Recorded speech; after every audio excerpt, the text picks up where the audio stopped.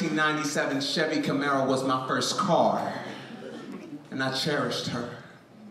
Protected her from every hint of harm, showered her diligent to wash away the mess she endured the day before. She was gorgeous, faithful, and she was mine.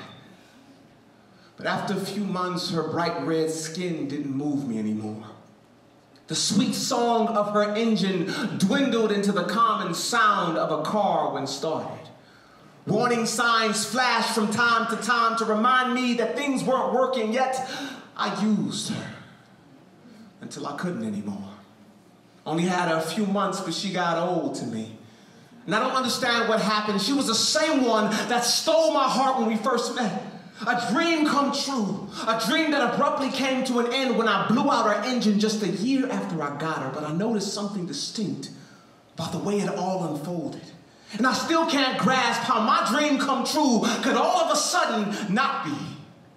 Eyes carelessly drifted towards the strut of the 2003 Ford Mustang. Although my sugar and I savored sweet moments together, eventually that thrill decayed. I got used to her.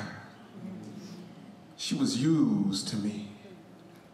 The tragedy was my wife had no idea she was next in line to become that Chevy Camaro. Pretty and stagnant in my driveway's memory. The fate my first car suffered was about to befall the woman I stood before God and vowed to love forever. I let the newness fade in my eyes for my bride. I guess I thought that we'd get far as long as she was on me. I can't believe we got that far as long as she was on E. I forgot to unsmog our pipes of communication. Should have sensed her sensor showing me that she wasn't just blowing smoke. She was exhausted, and you don't need a mechanic to tell you that you cannot ignore long-term leaks. But she never became less worthy to be obsessed over. In fact, she still made heads turn because her integrity left the right signals when she was in front of you. No, it was me. It wasn't what she stopped being.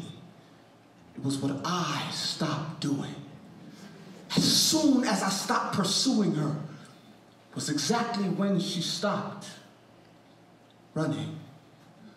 I was Adam, heeding the hiss of serpent, believing there was only something special in what I've yet to have.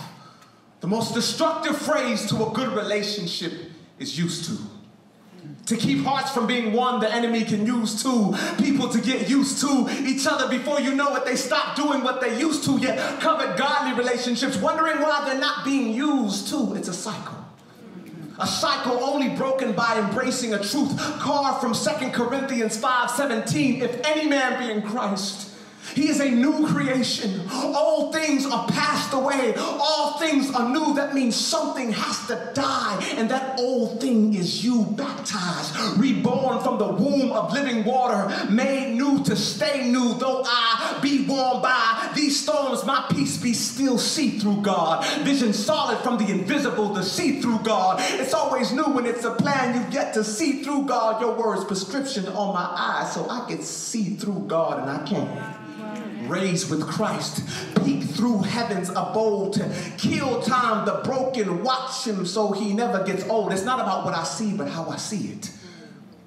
If I don't see it like God, it's not aerial view. If I don't see her like God, it's not a real view. If he said, let there be her, and called it good, who am I to make light of what he makes light of? I refuse to believe a phenomenon deserves getting used to, so I date her like the crush I'm dying to get to know.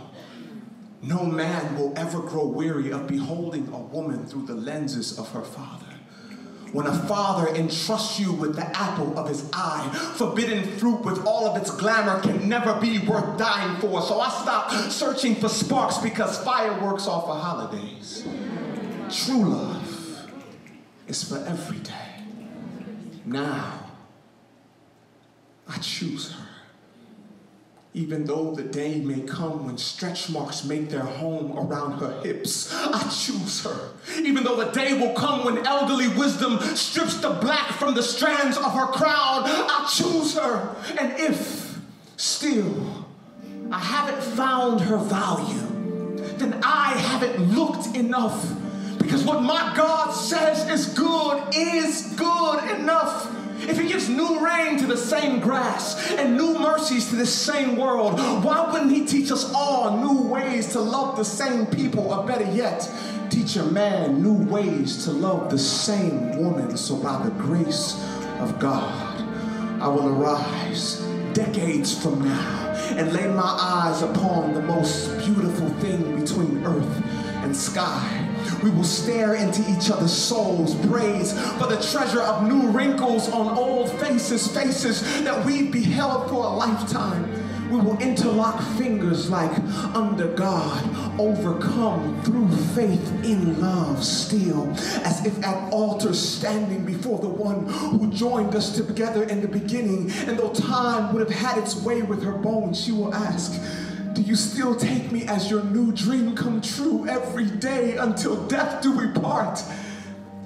And my new response, like my old response, will certainly be, I do.